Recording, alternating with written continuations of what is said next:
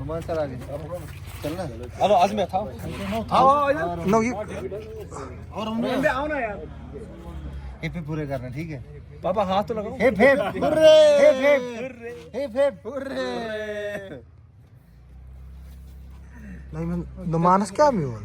Numan silver. Att en sån नाव है वंचन पिक्चर इसका। पहले आप खाओ लगा है कुछ क्या मुझे पता है नहीं नहीं हो गया मुझे नहीं पता लगा क्या है पास कर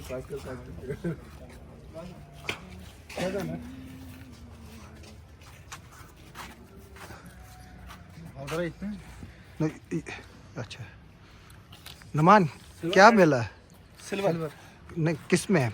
लॉन्ग जंप में, हाई जंप में, किस में? पावर लिफ्टिंग में पावर लिफ्टिंग। Junior 93 category. कितना?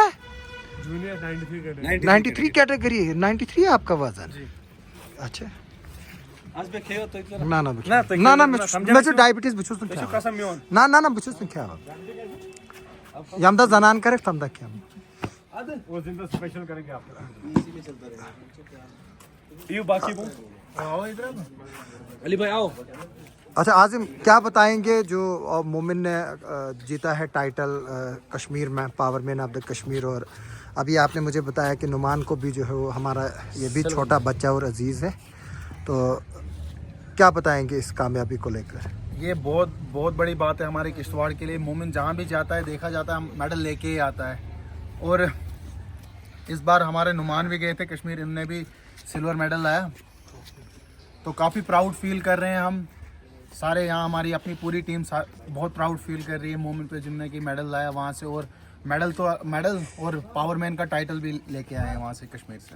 तो मोमिन क्या परफॉर्मेंस रही, कितना वजन उठाया, क्या रहा, थोड़ा सा बताएंगे आप एक्सप्लेन करके?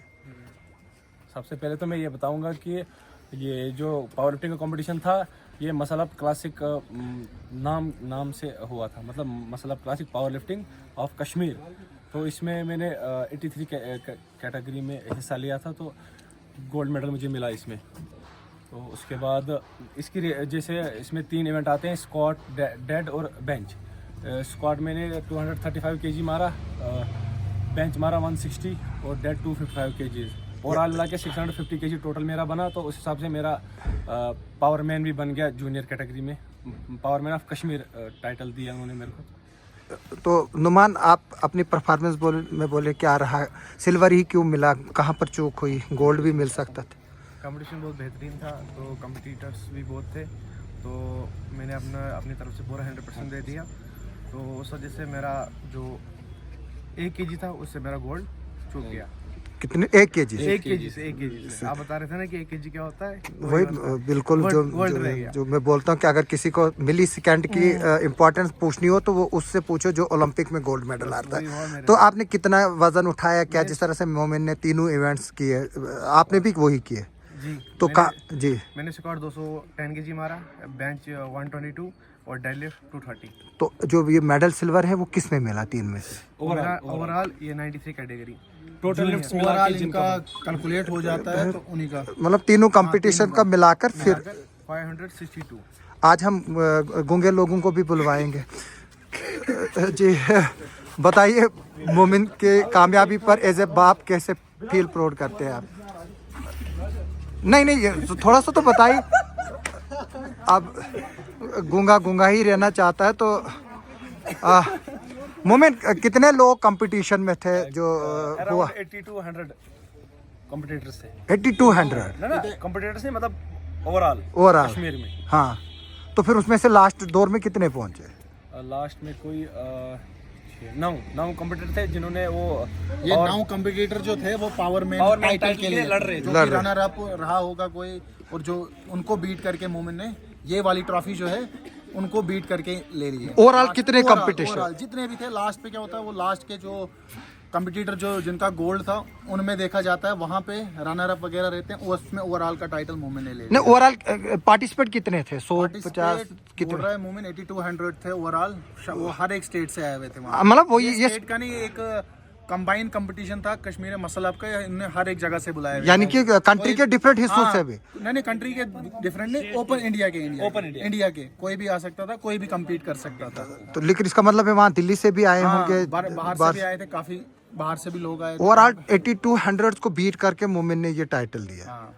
तो ये बहुत बड़ी बात है। मोमिन ये वो नहीं है कि हम क्लास रेस में 3 हिस्सा ले रहे थे और मैं 3rd आया। तो क्या बोलेंगे?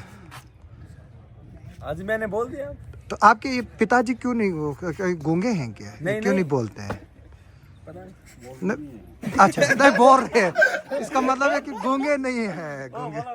चलो मजाक की बात छोड़ते हैं, ये बहुत बड़ी कामयाबी है आजिम। क्यों? बहुत बड़ी कामयाबी है किश्तवाड़ के लिए।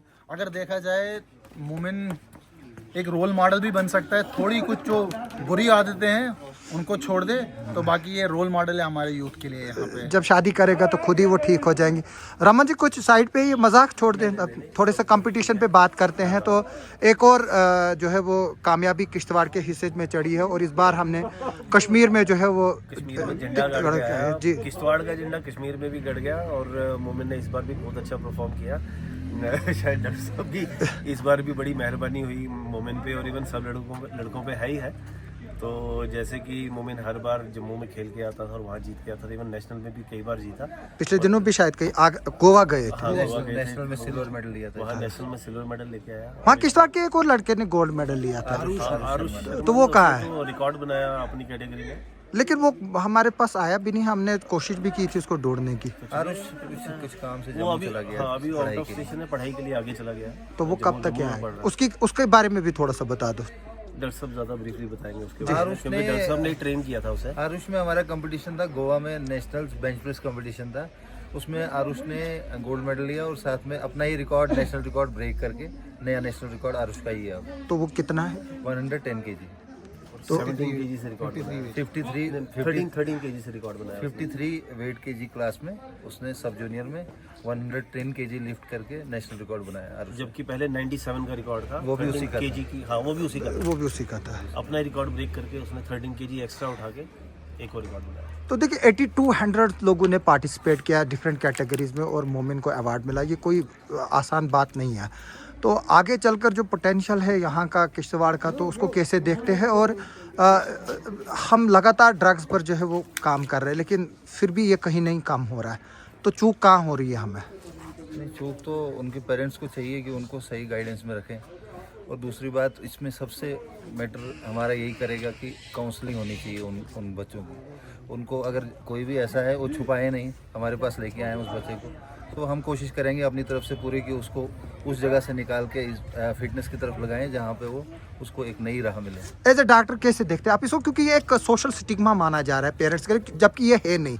क्योंकि अब अगर कोई बच्चा शिकार हो जाता तो फिर बेहतर है कि उससे पहले कि वो मरे, तो उससे बेहतर है उसको एक्सपोज करना, किसी डॉक्टर के सामने उसको लेके जाना। किसी जैसे मैं आपको कह रहा हूँ कि अगर बच्चे ने कोई भी किसी भी चीज़ में इन्वॉल्व हो गया है वो, तो उसको छुपाए नहीं, तो उसको जिम की तरफ ले आएँ या किसी हमारे फिटनेस एक्सपर्ट की तरफ ले आएँ। अगर हो सके तो हम उसकी काउंसलिंग करेंगे, उसको वहाँ से निकाल के जिम की तरफ इन्वॉल्व करेंगे, तो हो सकता है वहाँ से उसका माइंड डाइवर्ट हो। रमन क्या बोलेंगे आप? जो प्रॉब्लम किश्तवाड़ में बड़ी है, आज फिर से वही हालात है जी। जैसा कि अब कान में आज़म ने बोला और शायद मेरा आइडिया एक क्रिएट हो गया, क्या बोलूँ मैं। ये एक बड़ा सीरियस इशू है। हाँ सीरियस इशू, और इसको हम हर जगह डिबेट करना चाहिए। एडमिनिस्ट्रेशन की काफ़ी सपोर्ट चाहिए। अब जैसे हम लोग फिटनेस इंडस्ट्री में या फिटनेस की तरफ आगे बढ़ ही रहे हैं, या मतलब खुद को फिट रखने के लिए कर रहे हैं, और सारे छोटे बच्चों को हम सिखा भी रहे हैं। और इसमें आज़िम का बड़ा रोल है, डॉक्टर साहब का बड़ा रोल है, विनय का बड़ा रोल है। वुशु भी खेल रहे हैं यहाँ पर। वुशु भी अरसलान कोई कंचन लड़का है वो सर- चला कंचन रहा सर है, ने भी हमारा काफ़ी ज़्यादा- कंचन है। कंचन सर ने भी काफ़ी ज़्यादा लोगों को मोटिवेट किया हुआ है और काफ़ी कॉम्पिटिशन्स की तरफ आगे बढ़ाया हुआ है। तो अब एडमिनिस्ट्रेशन का काफ़ी ज़्यादा हाथ होना चाहिए इसमें, क्योंकि अवेयरनेस अब कई बार एडमिनिस्ट्रेशन के साथ बात होती है या फिर मीटिंग्स होती हैं, तो सब जगह पे ये कहा जाता है कि अवेयरनेस कैंप्स लगाए जाएंगे, पर कागज़ों में ही और बातों में ही अवेयरनेस कैंप्स लगाए जाते हैं, लगते तो है नहीं। तो आपको लगता है स्कूल लेवल्स पर भी अब जिम खोलने चाहिए ताकि डेफिनेटली खोलने चाहिए, स्कूल कॉलेजेस में जिम्स खोलने चाहिए। और एक एडिशनल सब्जेक्ट जो स्पोर्ट्स का हर स्कूल में रहता है, लेकिन वो सिर्फ स्पोर्ट्स का सब्जेक्ट होता ही है। बच्चों को खेलने की ना परमिशन होती है, ना उन्हें टाइम दिया जाता है।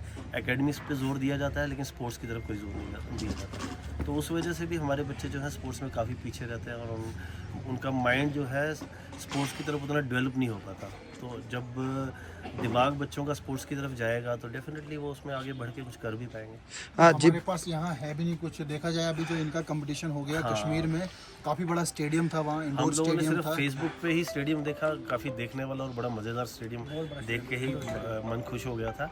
लेकिन यहाँ पे ग्राउंड है, वो भी लीद और गोबर से भरा हुआ होता है। जी और बिल्कुल। काफ़ी अच्छे, मतलब कि वहाँ कश्मीर में जिससे जिनने भी ये इवेंट कराया उनके बस का नहीं है। जब तक इसमें स्पॉन्सर ना मिले तो तब तक ये कंपटीशन हो नहीं सकता है। यानी कि मतलब हमारे पास रिसोर्सेज भी नहीं है, फिर भी हम मेडल लेकर आ रहे हैं। अगर होंगे तो ये था कि पहले तो कुछ टाइम पहले मतलब पुलिस ने हमें काफ़ी हेल्प की थी, तो उन्हीं की तरफ से हम यहाँ इवेंट कराते थे। मतलब उसमें काफ़ी रोल है पुलिस का।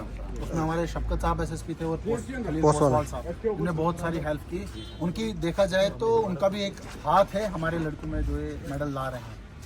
तो बड़ी अच्छी बात है। नुमान, आपके पिता जो है वो एक रोल मॉडल है किश्तवाड़ के लोगों के लिए, चाहे वो हम रेड क्रॉस की बात करें, हर किसी लीडिंग रेस्क्यू ऑपरेशन में होता है। तो आप उनका नाम भी साथ में रोशन कर रहे हैं, तो कितनी सपोर्ट रहती है फैमिली की, और क्या कहते हैं पापा?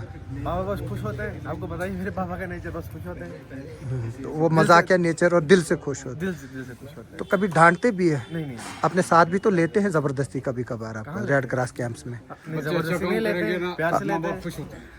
अच्छा काम करेंगे माँ बाप में। शुक्रिया, आखिरकार गूंगा बोल उठा। तो हमसे हमारे साथ मोमिन क्या बोलेंगे? गूंगा बोल उठा। अब हमें उम्मीद है कि हमारी सरकार भी बनी है, हमारे एमएलएज भी बने। उम्मीद यही रहेगी कि हमारे इवेंट्स अच्छे होंगे, बड़े इवेंट्स करवाएंगे, सपोर्ट करेंगे। काफी उम्मीदें हैं। हमारे एमएलएज यहाँ दो एमएलएज हैं, उनसे काफी हमें दो नहीं, तीन है। तीन एमएलए, हमें काफी उम्मीद है उनसे कि वो हमें हेल्प करें तो हम आगे और इवेंट करें। Thank you.